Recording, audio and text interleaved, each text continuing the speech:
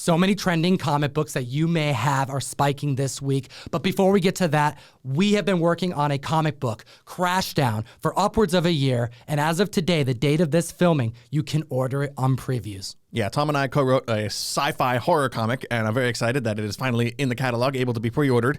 We've got art in there by living legend Ben TEMPLESMITH. It's also edited by Michael Calero, been a huge help on that, so thank you, Michael. There's also an incredible amount of variants going to be released by an awesome cast of artists. We have David Mack, we have Casey Parsons, Zoo Orzu, Jim Mafood, Johnny Desjardins. Oh my God, the list goes on. You gotta order them all. Earth is dying, and the survival of our species depends on the few humans that get a chance to take the trip to Empyrean.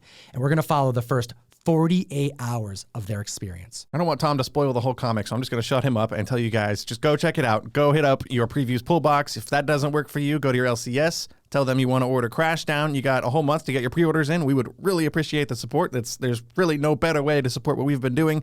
Let's get to the trending list. We've been doing that for like 5 years now. And we got Comic Butch in the house, the most popular comic books in the world, the ones trending this week, and we're here to tell you why. Hit the like, slap the subscribe button, and our Overstreet Price Guide advisor will hit you at number 10. Netflix is proving to be a problem with comic books, and this one has been hanging around for almost 3 years. Number 10 on the list, Sweet Tooth number 1. We've talked about this since before the Netflix show first season came out, and it's back on the list this week because we finally have a trailer for season 2, seeing $120 average sales and $235 high sale for a CGC 9.8, which is a 433% increase in copies sold this week. So you've got a total of 482 slabs graded on the CGC census. There are 168 at 9.8. We saw a record high of just under $1,000, 999, set back in June 2021, right around the first season of the show being out. $1,000 high for a CGC 9.8, and it was a steep drop really quickly. It started averaging around $700 to $800 almost immediately after that, and then it plummeted 5, 4, 3, and now, although we did have a high this past week of over 200, the last GPA sale records a $173 9.8. Now, something I want to point out about Sweet Tooth, outside of it being a Netflix show that has been granted a second season, and that was, by the way, announced courtesy of Key Collector Comics. Inside sources let them know about that tip. Well, this was a dollar-priced comic book at release and was printed to around $18,000. Vertigo pricing this at $1 was an attempt to get more people to get into a new book, but this also leads to some confusion with people thinking the $1 means it might be a reprint. It's not, and that's why you can still find these out there in dollar bins, people who may have mispriced it. Even at $20 or $30, this is an absolute pickup because of how much it's selling for in a 9.8. We've talked about the impact binge watching shows has on the investments and value of comic book collectibles long term. Because the heat is very quickly put out when all episodes are released at the same time, it doesn't get that gradual marketing push like The Last of Us had recently. Now, Netflix releasing all the episodes at once is a lot like a movie, and I think if they were releasing them one at a time, kind of like Disney Plus, we may see more longevity from these comic books. Another hot comic that you may find on the wall that could very well have some longevity. Number 9 on the list, Hallow's Eve, number 1. This is $4 average sales. Cover price of a book. We are seeing 9.8s hit $65. This is the first solo series featuring Hallow's Eve, which is a villain introduced in Amazing Spider-Man. And whenever you have a Spidey villain, a Spidey character to spec on, there's this added variable to the collectible that tends to push it in the right direction, especially in the early days. We've got a 233% increase in copies sold of issue 1 compared to last week, and it's only been out for like a month, like Tom said. This book is only even on the list because issue 2 of this series just came out this week. There's no like optioned news. There's no big event that happened in the pages of the book. It's just a hot series, a brand new character that people are interested in, and that's enough to drive sales of issue 1 of this solo series onto the trending list. It was a slow burn. Upon introduction, all we learned was about her origin story. It was a great concept of a character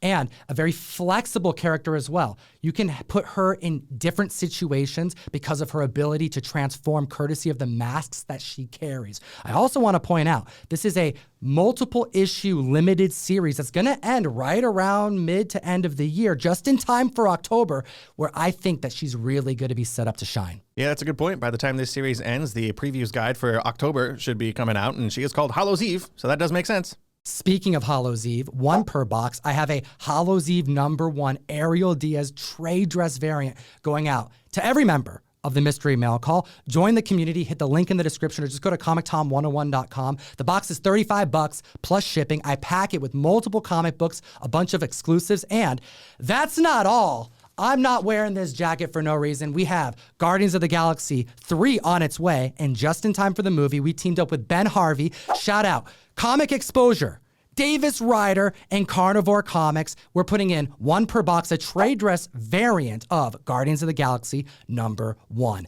Ben Harvey variant. All comic collectors know how much pandemic affected the supply chain. We could not get bags and boards for love nor money. Now, people are able to get more bags and boards, and this next number on the list is a prime example why you should consider getting some other sized bags and boards. Number 8 on the list, Robocop #1. $125 average sale and $171 raw. This is a prime example why you need to have magazine boards at the ready. This is an oversized book. I've purchased it so many times, and I didn't even know back in the day that it was the first appearance of Robocop. I just thought it was a cool Robocop cover.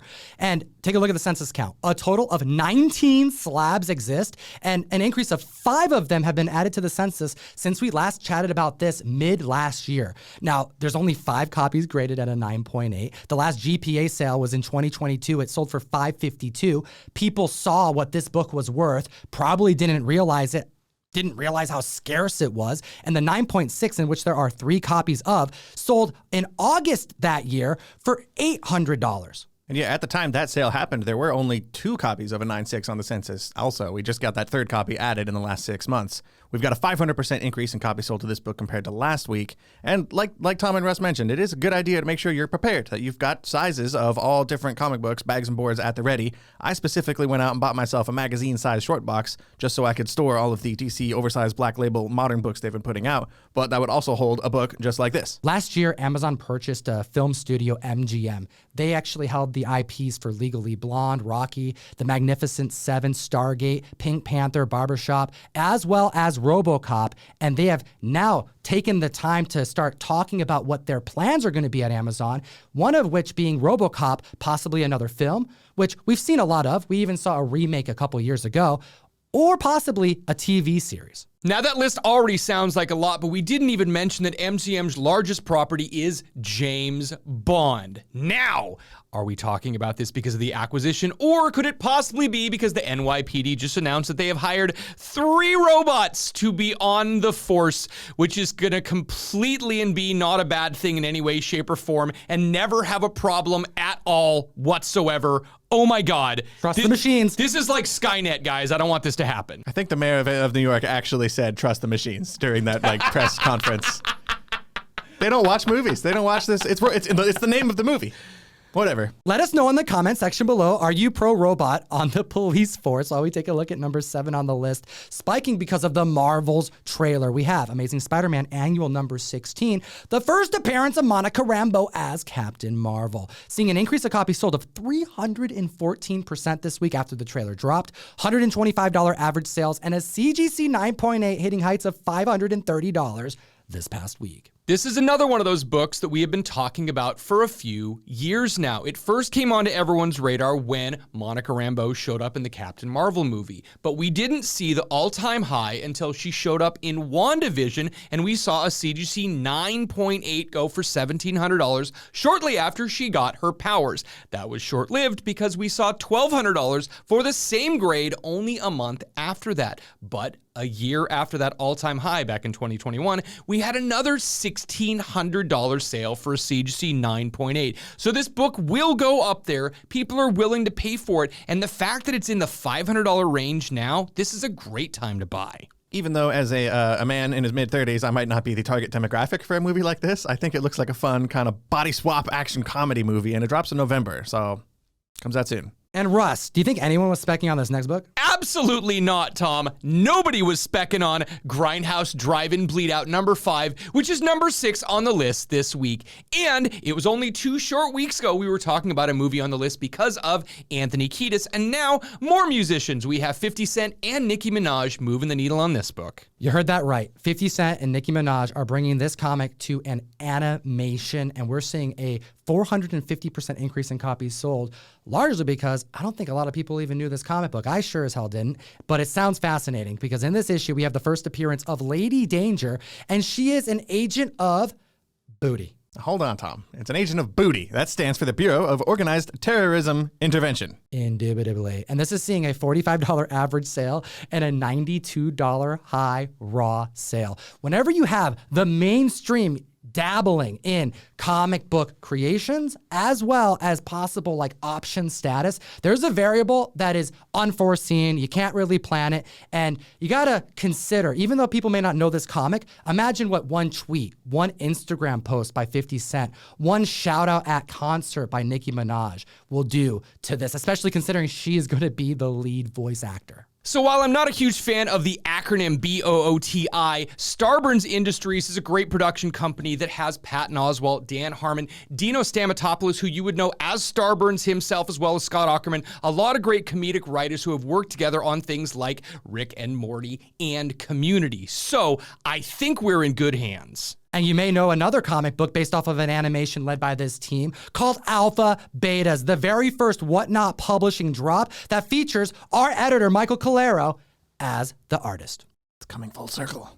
Also, while we're at it, we do want to give an honorable mention to number 8 in the Grindhouse series, an incredible Milo Manara really racy cover. This book itself is going for $80 to $100 on eBay, with Key Collector mentioning that it was banned for sale in Canada. It was a little too sexy. Next on the list at number 5.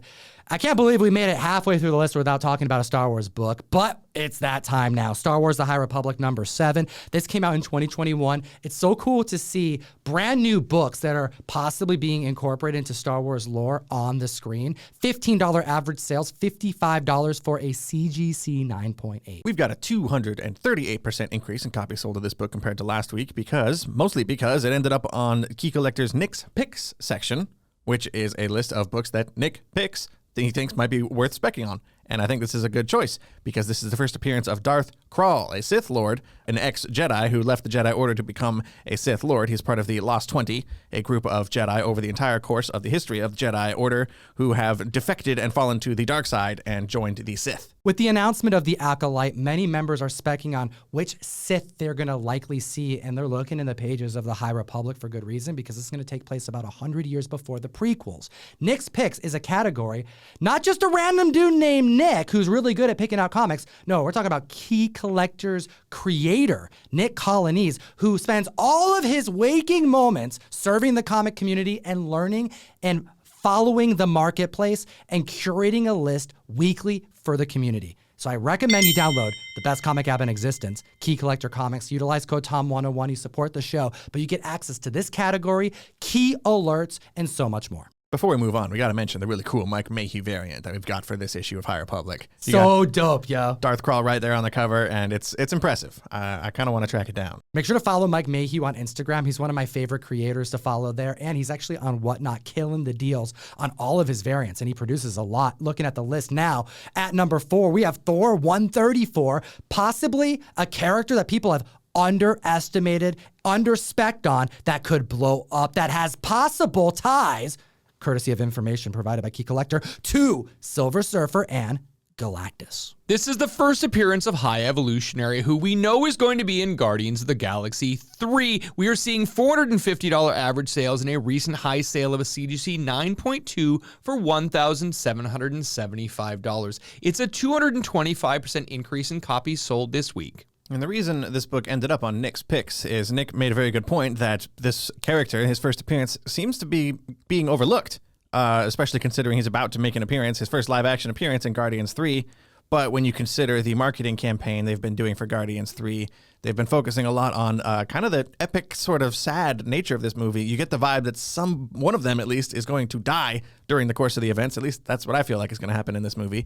You've also got a lot of shots of Adam Warlock a lot of shots of Nebula, Gamora, Rocket Raccoon. I mean, hell, we know that this is going to be Batista's last film as Drax, so there's going to be a narrative focus there. But what about High Evolutionary? So yeah, on top of all of that, there are inside sources claiming that we are going to get seeds planted via the High Evolutionary to Galactus and the Silver Surfer, which this movie feels already really stuffed to me, but if they're able to establish some other sort of cosmic threats here, I'm all for it. Now, I really love Chukwudi Iwuji in Peacemaker, and I'm very excited to see him as High Evolutionary in Guardians of the Galaxy 3. And next on the list, an underrated book that everyone needs to know the cover from an obscure run of comics, we have Mystic number 15. This came out in 2001, and I love this book because it is the first unofficial appearance in comic books of Harry Potter.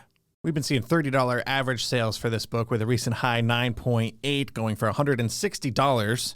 There are 43 CGC slabs on the census altogether too, so it's a pretty uncommon book when you think about it. But they did just announce a new take on Harry Potter. Instead of a series of movies, they're going to turn Harry Potter into a television show, giving each book in the series a full season to breathe. I remember there being this debate when it first came out that it could have been the boy from Books of Magic, the Neil Gaiman book. But really, if you end up seeing this kid, looks like Harry Potter, has a scarf wrapped around, there are like snitches from the Quidditch game flying over him, he's holding a wand. Come on, it's Harry Potter. But if you actually want his real, true, official in comic book appearance, it's also on the Trending 20 over on Key Collected this week. The Love is Love one-shot features the actual first in canon appearance of Harry Potter. We've got a 700% increase in copies sold of this book over the last week, and I'm just wondering why the hell we don't have an actual Harry Potter comic book series made by DC, who is owned by Warner Brothers, the same parent company who owns Harry Potter. It all fits. It's almost too simple. And now at number 2, I'm so hyped about this news. We have been waiting for so long for any good news about the Blade production. It was delayed because they got a new director. There was a lot of creative differences. The movie got pushed a full year. No one's really been specking on anything Blade because there's no information surfacing. Tomb 10's been hot for years. Well, I think we have our first spec book to look at because Giant Size Chillers number 1 is spiking for a reason. So this is the first appearance of Lilith, who is the daughter of Dracula. It would totally make sense if she's in a Blade movie. We have a 975% increase in copies sold and $250 average sales and a recent high sale of $875 for a 9.6. Now, we do have casting information that Mia Goth is going to be in the movie, and people are trying to connect the dots that who's she going to play very possibly could be Lilith, but it is unconfirmed as of this moment. If you like the movie X, you definitely like the movie Pearl, and this is an actress who is very well versed on taking on all types of roles, from the victim role in the horror movie X to the main antagonist in Pearl. This right here has grown my interest in the Blade movie since we got initial casting when it was announced years ago. Yeah, and late last year, we got news that the original director of Blade chose to depart the project, which is not something new for Marvel movies over the years. We've seen lots of directors split ways with Marvel Studios, but they put the movie on pause until they could find a new director, which they did a few months later. We've got Jan Demange is now directing Blade, and the movie has been pushed back a full year. It will take place in September 2024. I've been producing the trending list with these guys for 5 years straight, every single week, without skipping a beat. Hit the like button. Hit the subscribe button. Order Crashdown. I promise I'm not going to shove this down your throat every single video, but it's day one. I need your support. When he doesn't do it, I'll do it. So it's fine. Yeah. We'll get you covered. Apologizing in advance. The number one popular book in the world, the most trending comic, is happening because of Agatha Speck. We have Marvel Premiere number 12 with news confirming it. Yeah, actress Patti LuPone made an appearance on The View earlier this week to promote her new appearance in the movie Beau is Afraid, which Tom and I are very much looking forward to go see. Ari Aster, yo. Correct. She's going to be playing the character Lilia Calderoo, and she actually released a whole bunch of information I don't think she was supposed to release. We're talking about the first appearance of this Queen Witch that makes her first and only appearance because she dies in this very issue, Marvel Premiere issue number 12. A great Doctor Strange cover, a black cover that is very tough and high grade, probably why there's only 106 slabs on the census, and 8 of them are graded at a 9.8. Now, this is a fantastic book from the Marvel Premiere run, and there are so many great first appearances in this run. It's a sleeper, $30 for this book, and a high CGC 9.2 for $90. But it's number 1 on the list because it's 1,233% increase in copies sold. absolute confirmation, which means this book went sky high. There only being 8 copies graded at a 9.8. We haven't seen one sell in over 2 years, and the heights it reached was 300. Keep in mind, some of the WandaVision specs skyrocketed to such an extent that those books now are struggling to raise up in price despite how hot they are. This one didn't really make the cut, mostly because I suspect they really just were thinking about needing witches because it's going to take place in the Salem witch trial days, and they just pulled a name out of the sorting hat.